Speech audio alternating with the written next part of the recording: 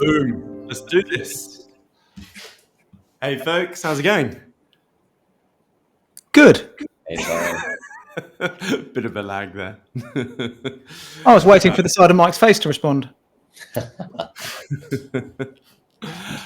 Well, today we have Subnet 13 Data Universe, and we have a chappie here who I don't think many people may not have seen before, and it is the CFO of Macrocosmos, who is also a gigabrain in his own right. So, Mike, thanks for being here, mate. Pleasure, Siam. Thanks for having me.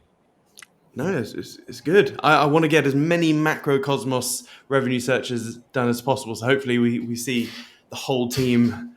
And but yeah, so I think Mark wants to crack off with. I always say crack on with the questions. I do. I want to crack on because I feel like on revenue searches recently we've been running a little bit too long and we've been going a little bit too deep on the technical side of things. So I'm very, very pleased that we've got a finance wizard with us rather than a techie nerd.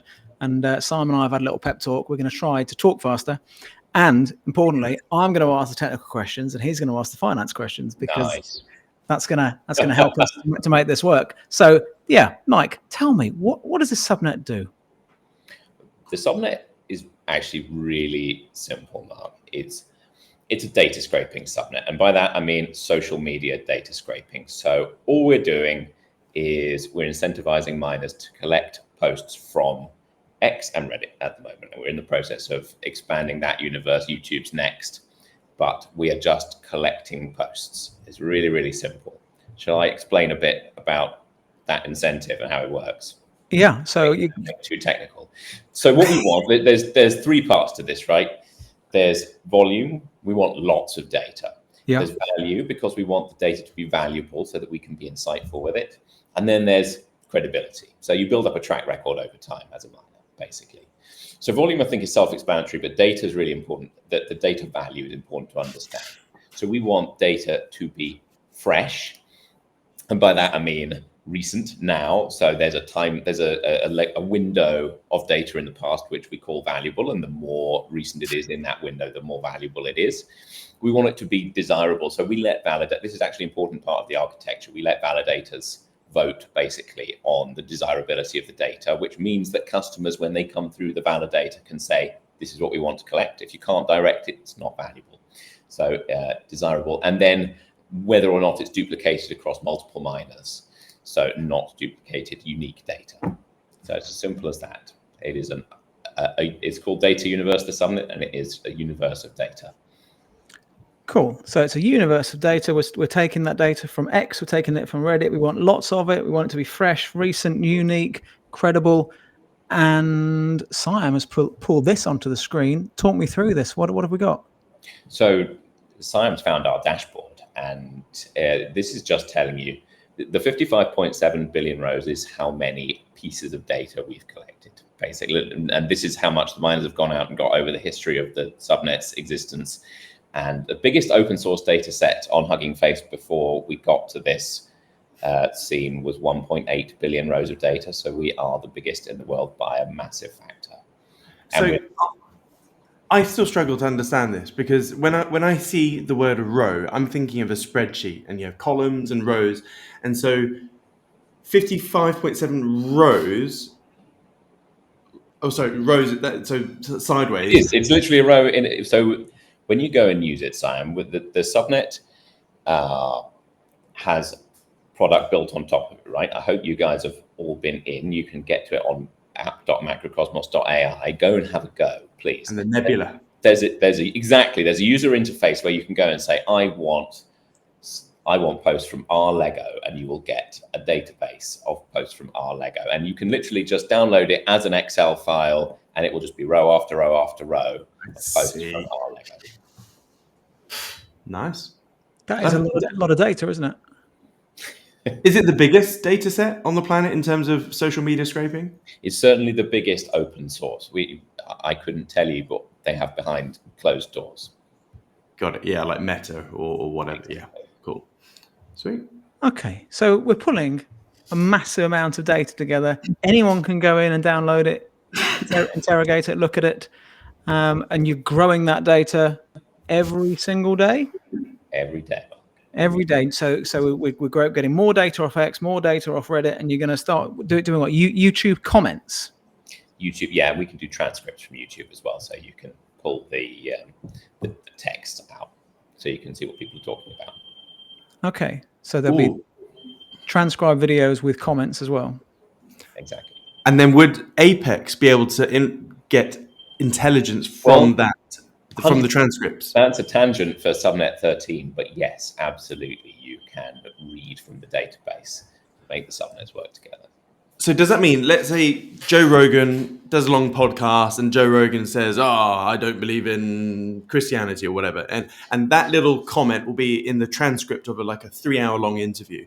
Could you then go on Apex and go, what is Joe Rogan's views on religion? And it would then take that. You're thinking one step ahead, Matt. So when we went to Endgame, we sat and Will, our CEO, vibe coded a way to bring these two together so Apex can query the data sets coming out of 13. Yes. So I'm going to say that, yes, that is absolutely possible, and we need to do it in a slightly more rigorous form before the public can have hands on that. But yes, 100% possible. So I guess the question is, where do you take it, guys, right? How do you turn that into value? How do you turn it into revenue for the purposes of revenue? You've read the script. I've read the script, yeah. So it's as simple as this. Right now, if you want to get your data set out, you have to pay. So actually at the moment, when you sign up, you get $5 worth of free credits. So you can go and you can get a bit of data and use it and have a go. But if you want to keep using it, you want to keep extracting data, you want to keep saying what you want, then you have to put more money in. Now, it's as simple as that. But why? I think the more interesting question versus the mechanism is the why, right? So the market for data is absolutely enormous. I mean, you guys will have seen the business world woke up to big data many years ago, and it's only becoming more and more valuable. Now, I think the most interesting parts of that are probably where this subnet is deliberately general, right? You can get data on anything, but there's at least a $5 billion market in data scraping if you include things like the market for AI training data or hedge fund data feeds.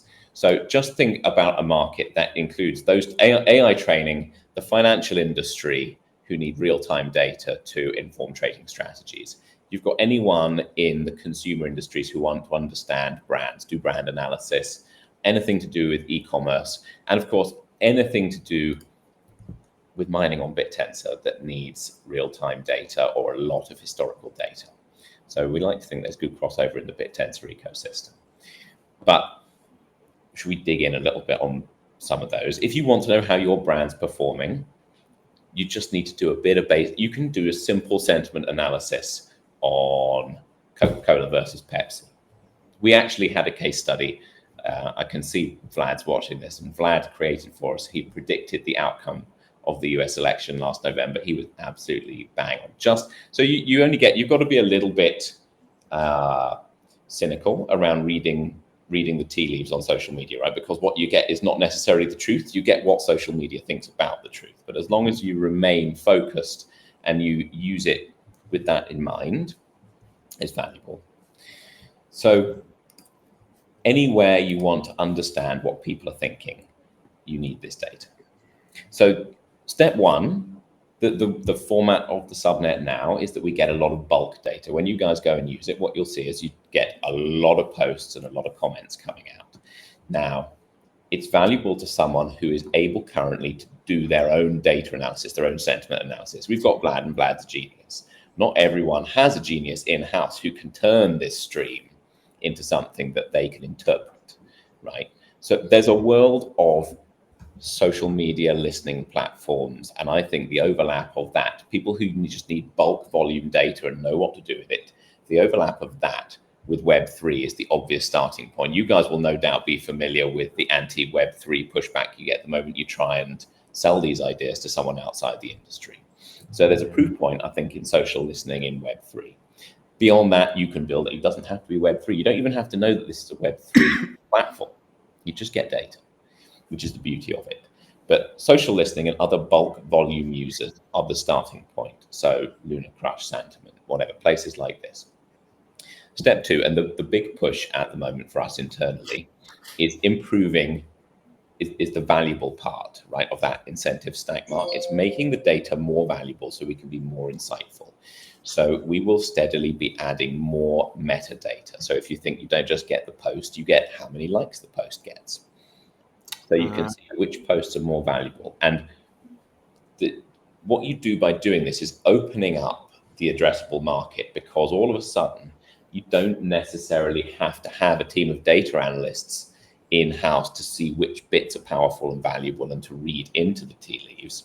You need one person. That's good using you well, guys. maybe a couple, but you can build and build and build and build and make the data more valuable. At one end of this axis, there's platforms like Brandwatch. So we talk about brand analysis. If you go on Brandwatch, it's a platform which just visualizes all the data for you. You don't even need to see the data. So you can go on there. You don't have to do any analysis to see who's winning out of Coke and Pepsi. You can just see real time, up to date. Coke is winning this brand back. So the next step after making the data more rich and insightful is having a visualization platform to see it. So the big push at the moment is trying to open up the target market, more use cases, more insight, I think is probably the most important way of phrasing this. So you're an open source Bittensor powered Cambridge Analytica.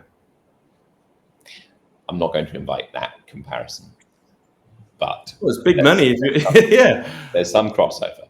Okay, so as CFO, you're in charge, obviously, with the finances, and I know you're really sort of steering and guiding, where the money's coming from, etc. So, from your seat, like where's the chunkiest bit of the revenue going to come from?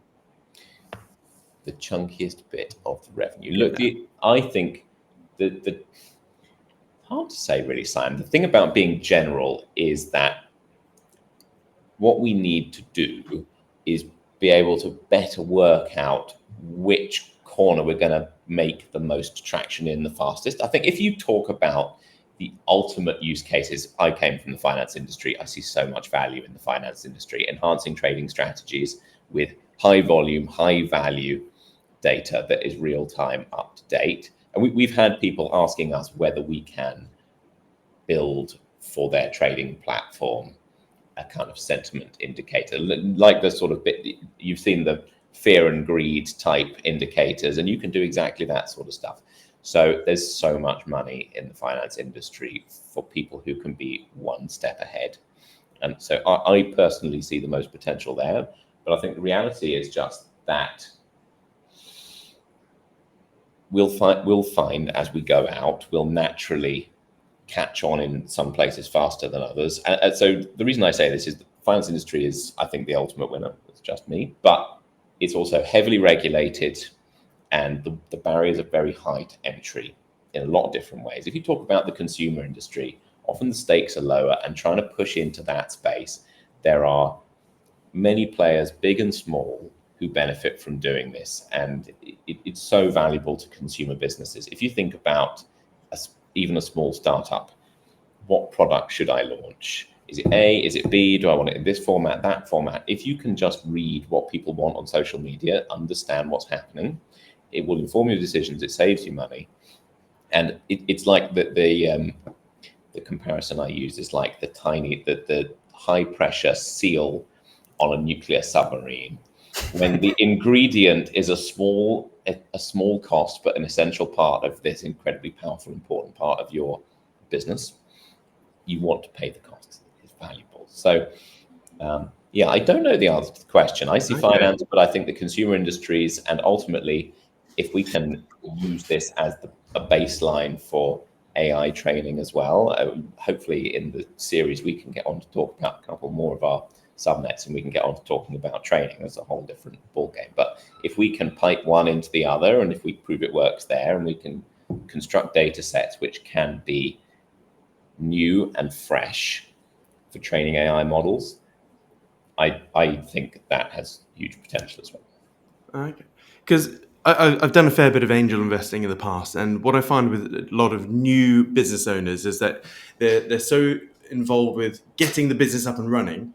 It's like they're setting up their lemonade stand, but they're setting up their stand in the middle of the Sahara Desert, and they think once we're ready, everyone's going to buy my lemonade. But it doesn't work like that. You need to build the roads and the airports and the airplanes to funnel people to your lemonade stand. And I've seen quite a few subnets where they've got awesome tech and they're just hoping that the money will just come, but you need to get optics and eyeballs on that. So like do you have like a sales team, or are you going to be building out a BDM team to go and hunt these enterprise contracts? We have been actively recruiting for this, Siam, and the truth is what we want is I don't want to talk too much about recruitment on this call because we're here to talk Subnet, but the perfect person is someone who is a blend of exactly what we're talking about. It's a sales person, but also the growth marketing person. The person we're looking for is, I would probably call them head of growth. So yes, we're recruiting. We're looking at going down that avenue. Obviously, we're working on, we've got a couple of collaborations that are already going on in Bittensor. We've got B2C style users as a result coming to the platform already. And yes, we will build the commercial team 100%. We're also looking at what I might call a sales agent model. You can easily just have a referral link. We've got lots of people actually who are in touch saying, I could sell this. So all avenues open, but yes, the one we can push the lever on hardest is recruiting salespeople against it. And it's on the agenda. How many people at the moment are actually parting with cash to use this tool? So at last count, we're into the thousands of users in the system, Mark. At the moment, most of them are still using their free credits because they signed up in the free credit launch period. We went from beta to V1, and as part of that, payments came on, and they've all got free credits. So I couldn't tell you how many of them have parted with cash, but there are dollars just steadily trickling in. It's not in the millions by any means. Yeah. Because everyone's spending the tokens that they got in the free bonanza. And do you think they're gonna part with cash once they finish those? Do you think some will, some won't? I think the answer is there will. Let's be realistic. Many won't. Yeah. Okay, many will just come and have a trial, and they won't.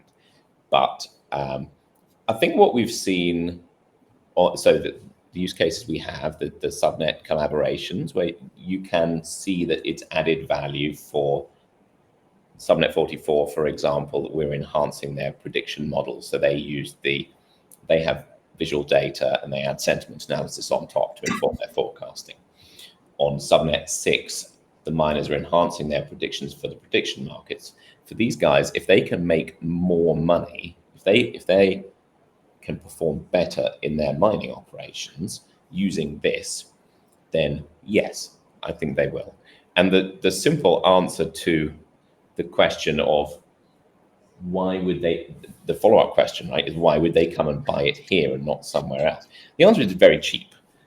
First of all, Bittensor, we love Bittensor, and we're willing to do some deals with miners if they come to us and talk about it. So that's step one. But in general, yes, I think if to the point about the seal on the submarine, why wouldn't you? It's better value data that you will get for this specific purpose than you could get anywhere else. I mean, just to give you a price comparison, if you've got some of the big data scraping businesses like the Bright Data's charging $1, $2 for 1,000 posts, if we're gathering 50 million a day, you can see the scale, right? Yeah. And is there any function of like with all these competitors that sell that data, do they clean any of it, or like, So or do you clean it, or do you use say Subnet 33 to clean it and label it? So this is what I was getting at, Simon. At the moment, it's a bulk output, and so you have to be clever to use it. So yes, the competitor platform definitely it depends which one. So some of them will give you tools to scrape, some of them will sell you a data set. There's basically every configuration, but what we want to progress to is getting beyond the bulk data to add the richness of metadata and to improve the direction of the tool. Right? So that metadata is going to be mega. you can see already, right, that I can see the wheels turning in your mind as to how much value there is in the insight that comes with it. The wheels turning is dangerous because that means that he's probably lining up another technical question, Mike. So I'm going to jump in and I'm going to say, so I know we're going to have people, plenty of them on this call that are already in Bittensor. They are staking to subnets. Why would they stake to your subnet? Hopefully they believe in the future of Subnet 13, Mark. So you're pointing there, I guess, to what is the value alignment between us, Subnet, revenue, and Alpha Token, right? So I think this is it's a bit of a thorny question in Bittensor, or it's not a very well explored question in Bittensor. The obvious answer that everyone wheels out is, well, we'll just buy back the token. Now, we're not against buying back the token, and in certain situations, 100% we would be open to doing that. But there are other options here, right? You can say, well, why don't we offer a discount? If we build the infrastructure, so when you connect your wallet, if you've got a certain amount of Subnet 13 alpha, you get a discount on your data. Or indeed, so we're validating on Subnet 13, we can offer enhanced validator rewards to people who stake based on return the revenue that way, right? And each version of those incentivizes a different outcome and has knock-on effects. So we would consider 100% all of those. I'm not in a rush to promise the exact mixture, the exact list of ingredients and how they're put together in baking the cake, because I think it depends a bit on how the business develops, who the customers are. If we've got an enormous field of B2C customers, miners, they want something different from the big B2B SaaS sale. Yeah. So yes, maybe buyback, maybe validator reward, maybe discounts. I am happy to do any or all of them, but I won't promise you exactly which one it will be just yet. Fair enough. And do you have a way to convert fiat into, as in take fiat payments for access to your... Yeah. Straight, go to the platform, sign up. You can use your credit card now, Siam. Ah, sweet. And then what do you do with that, the sterling that I send over? At the moment, so quietly we have done a couple of token buybacks. We don't, for exactly the reason I'm describing. We don't shout a lot about it, and other parts of it we've used to pay people's salaries. Cool. So we've got a big team, and we honestly, I think this is a good thing. We want people. We want our team to keep working. We want to have people. We want to hire more people, guys. We want to have as many of them as we possibly can working on making this stuff great. So,